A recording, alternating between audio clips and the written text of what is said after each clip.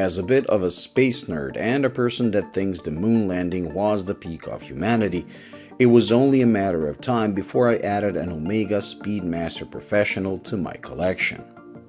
I tried the older 1861 version many times and just couldn't get over the T-shaped end links that made a relatively short watch go from 48mm lug to lug to 54, which looked comical on my 6.7-inch wrist. Many told me to simply put it on a strap, but I didn't go down that route as I wanted to wear a Speedmaster on the bracelet.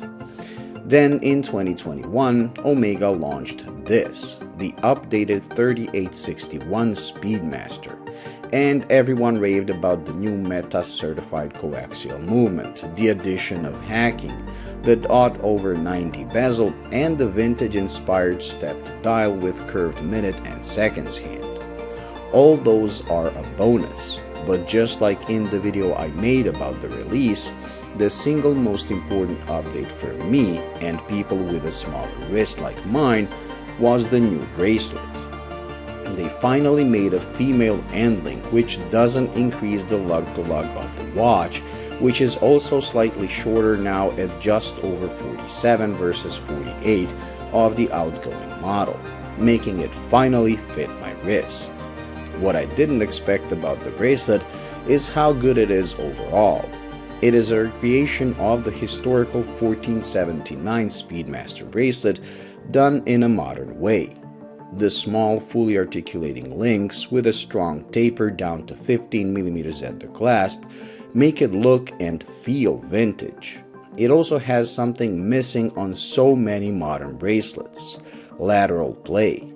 Over the years, as bracelets became better constructed with solid links and decreasing tolerances, they started losing their side-to-side flex. This one has that flex, making it not only drape beautifully but also move side to side following your wrist shape and movement perfectly.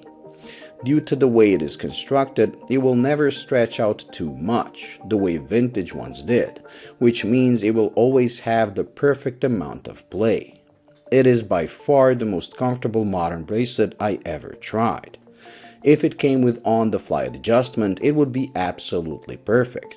But even like this, it blows my Submariner bracelet out of the water comfort-wise. After wearing this for a few months, I can say I completely fell in love with it. I can also say it is a far better watch than the outgoing model, while having a more vintage and age-correct look. Only after taking a look at the details do you see just how flat and ordinary the older model with its flat dial and straight hands looks compared to this.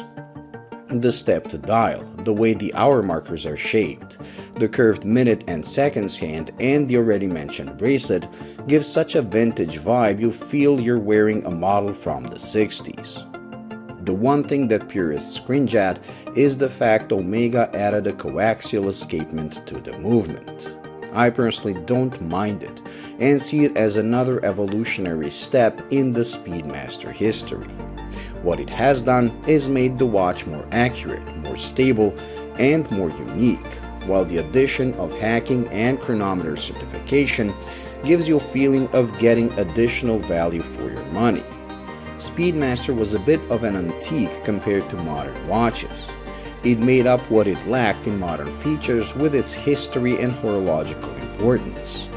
Now, however, it has become a modern watch with all the bells and whistles you expect from a modern luxury watch, but stayed as close to the original style-wise as it has always been. I went with the sapphire sandwich as I wanted it to be my daily watch, and after owning the Vostok Amphibia for years with an acrylic crystal, I wanted a watch that will hold up to daily activities without me needing to buff out the crystal every couple of months. Another benefit of the sapphire sandwich is the ability to see the beauty and quality of finishing of the movement. This has to be one of the best finished movements for the money on the market. Geneva stripes on top and bottom bridges, polished bevels, and perlage on the base make it a joy to look at it. With these new updates, the prices have gone up as well, but now you know what you're paying. The previous generation was considered a bargain given the iconic status it had. The price increase on this still makes it a bargain, especially when you compare it to the other luxury chronographs on the market. It was and still is an icon, and a watch every watch enthusiast should own at least once in their lifetime. I went with a brand new one simply because pre-owned ones weren't much cheaper, and I wanted to reward Omega in a way for finally answering my prayers and resolving complaints I had about the old one. It doesn't mean this is the best Speedmaster ever, it is just the best for me. The thing about the Speedmaster is that no matter what variant or which generation you choose, it will always be a great choice. Thank you for watching. I hope you enjoyed and found it useful. If you did, please like and subscribe, and I'll see you in the next one. Bye.